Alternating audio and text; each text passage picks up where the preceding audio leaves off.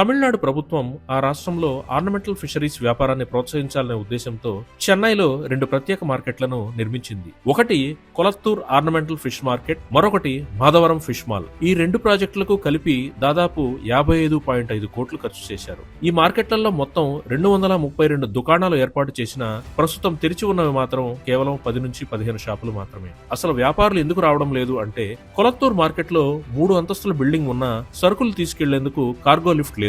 చేపల వ్యాపారానికి అత్యంత కీలకమైన నాణ్యమైన నీటి సౌకర్యం కూడా సరిపోవడం లేదని వ్యాపారులు చెబుతున్నారు. అంతేకాదు, దుకాణం తీసుకోవాలంటే ముందుగానే 70 నుంచి 80 వేల రూపాయల అడ్వాన్స్, ఆ తర్వాత నెలకు 17 నుంచి 18 వేల రూపాయల అద్దె వరకు చెల్లించాల్సి వస్తుంది.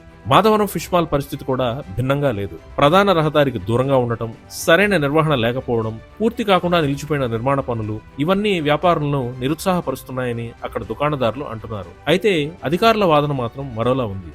ముందుగా ఎక్కువ మంది వ్యాపారాలు దుకాణాలు ప్రారంభిస్తే తర్వాత కార్గో లిఫ్ట్, అదనపు సౌకర్యాలు, ఇతర అభివృద్ధి పనులు చేపడతామని చెబుతున్నారు. కానీ వ్యాపారులు మాత్రం సౌకర్యాలు ఉంటేనే వ్యాపారం వస్తుంది, వ్యాపారం వస్తేనే మేము వస్తాం అంటున్నారు.